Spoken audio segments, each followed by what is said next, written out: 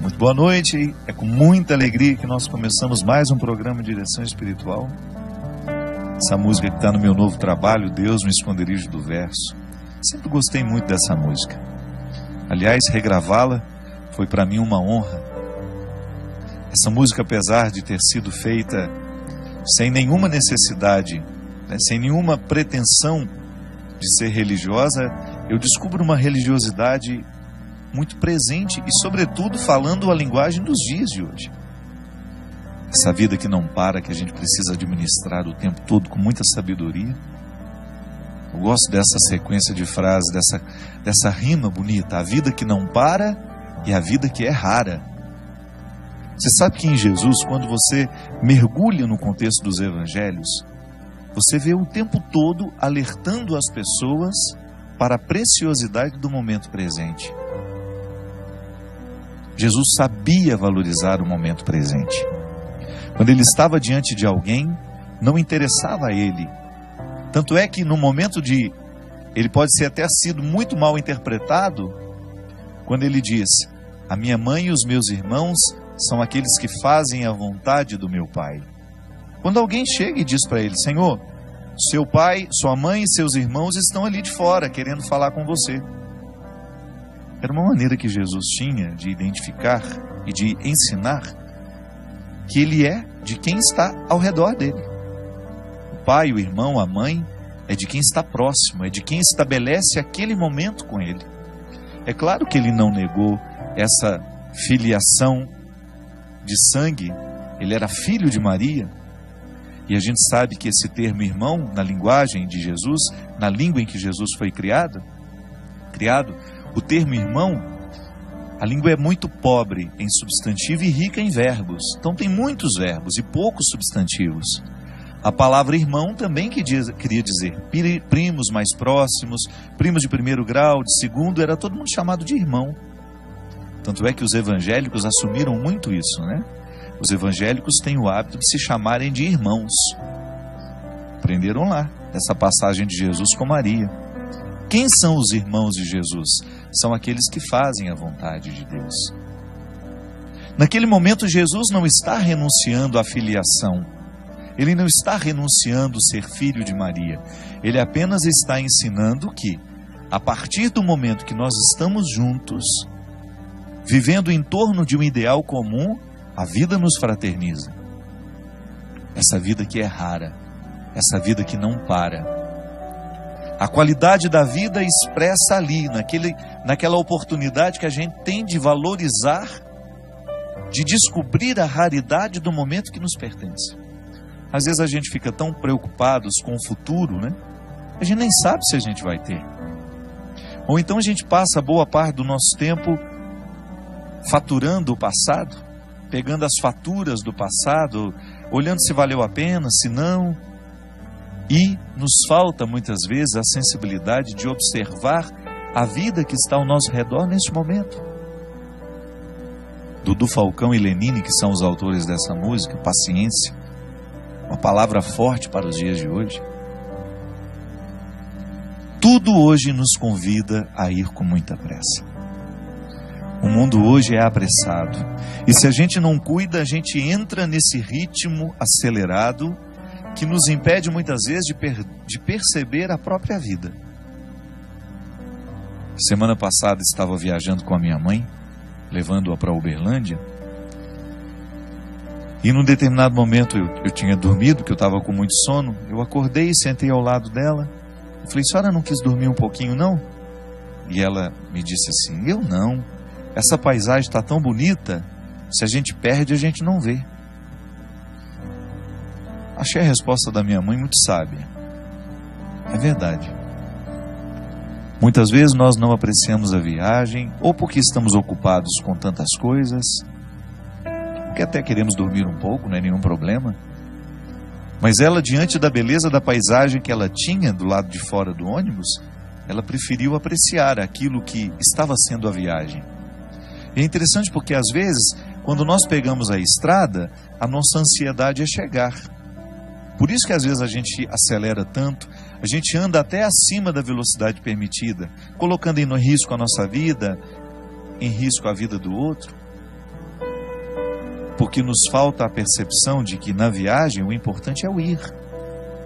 A graça não está no destino final, mas está em cada passo, em cada etapa desse deslocamento que nos leva até aquele lugar. Para isso a gente precisa ter paciência. Talvez seja a virtude mais necessária para os dias de hoje, a gente ter paciência. Paciência com o processo da vida, paciência com os outros que estão ao nosso redor. Porque só na paciência é que a gente descobre que a vida é rara. Que a vida é rara, que ela precisa ser apreciada, ser saboreada, que essa vida merece ser vivida em cada momento, em cada etapa, com muita intensidade. E às vezes nós vamos ficando cansados, né? Nós vamos perdendo a capacidade de ter essa paciência. Pode observar, quando nós estamos estressados demais, a primeira coisa que a gente perde é a paciência. A gente tem dificuldade de lidar com o tempo, a gente tem dificuldade de lidar com as esperas, com as demoras, a gente quer tudo para ontem. A gente coloca a nossa alma num ritmo tão acelerado e que é tão contrário a ela. Minha gente, nós precisamos prestar muita atenção no ritmo que nós estamos dando à nossa alma. Muitas vezes nós estamos fazendo a nossa alma viver num ritmo que sufoca, que mata aos poucos. E quem é que impõe esse ritmo à alma? O corpo. Porque nós não podemos separar as duas realidades. A antropologia cristã nos ensina que corpo e alma precisam ser conjugados juntos. Mas você não pode esquecer que elas têm necessidades diferentes. São duas realidades que necessitam de coisas diferentes. O corpo precisa de atividade física, precisa de alimento, precisa de descanso, precisa de conhecimento. Não é assim que funciona? Se você cuida bem da saúde do seu corpo, você vai observar a necessidade de vez em quando fazer um check-up, fazer um exame de sangue, examinar tudo aquilo que é o funcionamento do seu corpo, porque você quer viver, você quer ter saúde. Então, para ter saúde, é preciso administrar as necessidades do corpo. É preciso compreender o mecanismo do corpo, como é que ele funciona, quais são as necessidades que ele tem. O corpo precisa ser hidratado, então por isso a gente não pode esquecer de beber água. O corpo precisa de higiene, por isso que nós não podemos deixar de tomar banho, cortar o cabelo, cortar as unhas. O corpo precisa de ter dinâmica, ele precisa estar disposto. Para isso que a gente coloca uma disciplina de atividade física, para que esse corpo não fique envelhecido mais do que a idade que você tem. Isso também acontece, às vezes a gente está com 50 anos, mas por causa da vida errada que a gente deu ao corpo, que a gente impôs ao corpo, talvez a gente já esteja com 70 anos na carne, mas não na realidade. Então o corpo tem necessidades que, se a gente não observa, ele entra num processo de falência logo. Aí aquela vida bonita que você poderia desfrutar, você não desfruta porque você foi negligente com as necessidades do seu corpo. Aí você vai para as necessidades da alma. Oh meu Deus, como são diferentes as necessidades da alma. A alma precisa de oração, a alma precisa de silêncio. Claro, é o corpo que faz esse silêncio para que depois a alma possa sentir. Eu gosto de dizer que quando o corpo fica calado, até que a alma comece a sentir os benefícios do corpo estar quieto e calado, vai um tempo, não é imediato. A alma fica rebuliça dentro do corpo porque a gente está sempre apressado. Nós estamos dando ao corpo um ritmo alucinante constantemente. Então a alma tem dificuldade de descansar. E a oração, a verdadeira oração, é aquela que, calado o corpo, a alma também começa a se calar. E aí ela começa a ficar propensa a Deus. Ela começa a ter a possibilidade de ter um encontro com Deus. Por quê? Ao disciplinar o corpo numa quietude e num silêncio, a alma começa a entrar neste contexto de silêncio, de quietude, que é onde a gente vai ter a oportunidade de ouvir Deus falar com a gente. A alma precisa de música. Quantas vezes você chegou cansado em casa, tomou um banho, deitou na sua cama, colocou uma música que te relaxava e você sentiu que a sua alma agradeceu aquele carinho que você fez a ela. Isso é oração também.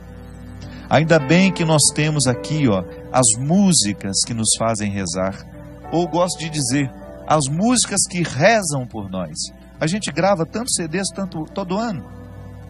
Aqui na Canção Nova você tem uma infinidade. Nós temos aqui o novo trabalho, o meu, Deus no esconderijo do verso. Todas essas músicas compostas, pensadas, elaboradas, gravadas, para que a alma viva o deleite que a arte pode trazer. São canções naturalmente religiosas que vão fazendo com que a nossa alma desfrute dessa tranquilidade. A arte ensina a nossa alma a ser paciente. A oração ensina a nossa alma a ser paciente. Aqui na Canção Nova nós temos tantos produtos para isso. Uma palestra, um livro. Você tem aqui o livro Discípulo da Madrugada. Você começa a ler um livro que foi preparado para isso. Nós não só queremos vender o trabalho que a gente faz. Não. O primeiro motivo aqui, por acaso esse trabalho aqui pode ajudar. Ajuda aqui a Canção Nova, ajuda as minhas obras, ajuda a tantas pessoas. Mas o primeiro objetivo que a gente tem quando escreve um livro, quando compõe uma música, quando a gente grava um CD, é proporcionar àqueles que nos acompanham, que acreditam no nosso trabalho, proporcionar um aprendizado da paciência nessa alma. Então a gente tem uma leitura que nos tranquiliza, que nos ensina valores, que mexe na nossa cabeça, que mexe no nosso jeito de pensar.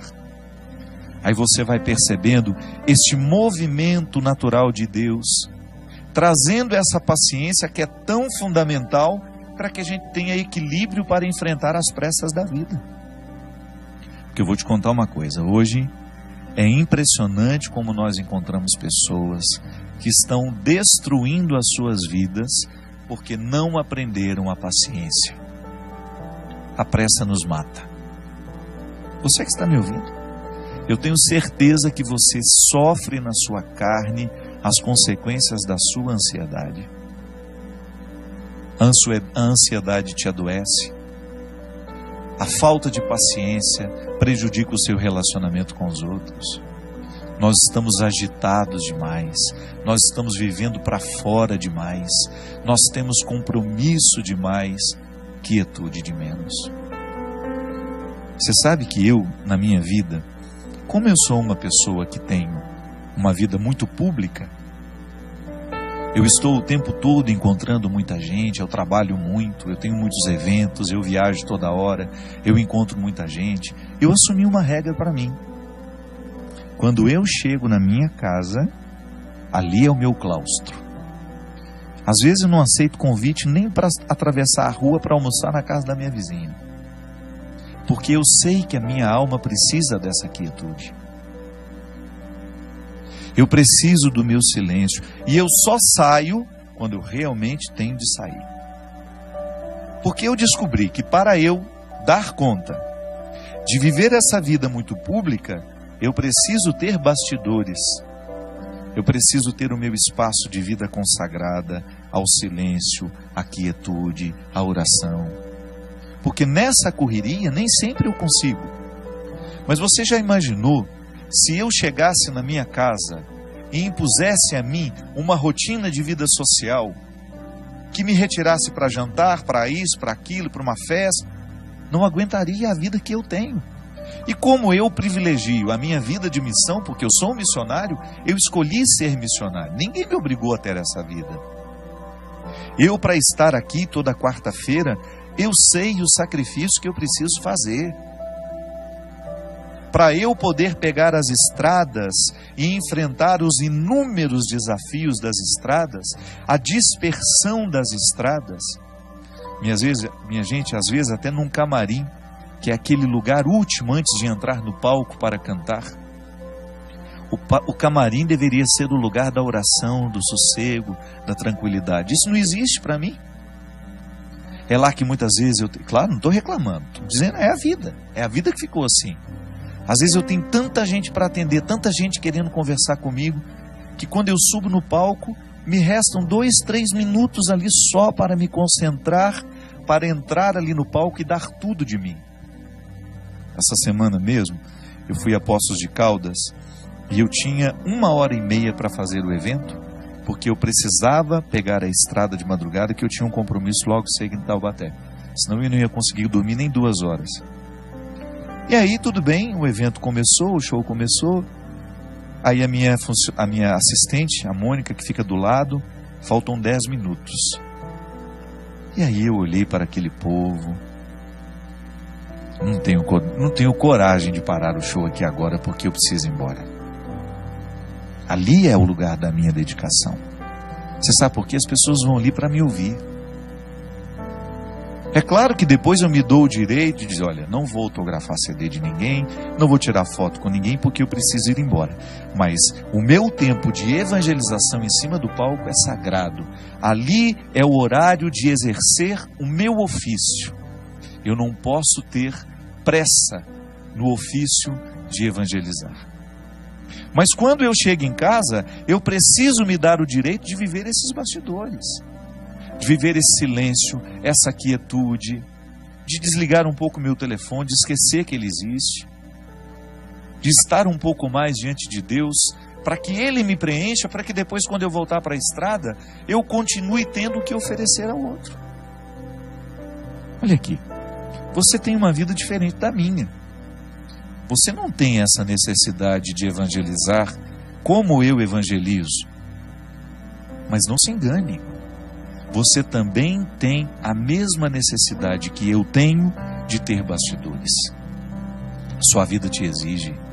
Você tem uma vida social que te joga para fora o tempo todo. Você trabalha muito. Você encontra muita gente. E qual é o espaço que você cria para criar dentro do seu coração este espaço de paciência que só Deus pode nos dar? Qual é o espaço que você cria para que Deus tenha condições de moldar a sua alma de acordo com a sua vontade, com o desejo que Ele tem? Qual é o espaço que você oferece a Deus para que o seu florescimento espiritual aconteça?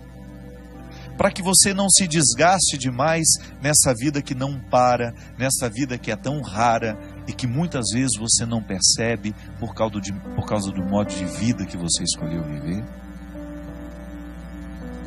Quando eu dou o meu testemunho de que eu tenho estrada demais e muitas vezes bastidores de menos, e que por isso que quando eu chego em casa eu tenho que me recolher e proporcionar ao meu coração uma restituição espiritual, eu fico pensando também os meus amigos que são padres, que enfrentam no seu dia a dia o desafio de atender as pessoas o tempo todo, porque muitas vezes as pessoas não estão preocupadas com o descanso do padre. Eu já encontrei muitos padres que ficam até constrangidos de dizerem que vão tirar um dia de férias, uma segunda-feira, por exemplo, para descansar. É direito dele. Ele precisa restituir no coração aquilo que ele oferece ao longo da semana. Há padres que celebram 5, 6 missas por domingo. Isso é desgastante, minha gente. A graça de Deus nos sustenta, mas nós também precisamos buscar a quietude para que esta graça alcance o nosso coração e nos restitua com a nossa paciência. Muitas vezes nós encontramos os nossos padres, os nossos pastores dando patada no povo. Não é porque eles são ruins, não. É porque eles estão cansados, eles estão excessivamente carregados. Por isso que nós, como leigos, vocês aí, que acompanham os padres de vocês, prestem atenção se o padre não está trabalhando demais, se vocês não estão exigindo demais dele. Ofereça a eles isso. O padre vai passar um dia lá em casa, ninguém vai te importunar, nós vamos oferecer uma casa onde onde o senhor possa descansar um pouquinho, passar um tempo com pessoas que não vão te exigir nada como padre, onde o senhor seja apenas um ser humano, onde o senhor possa rezar, possa ficar em silêncio. E você não pode negligenciar na sua vida a construção deste espaço.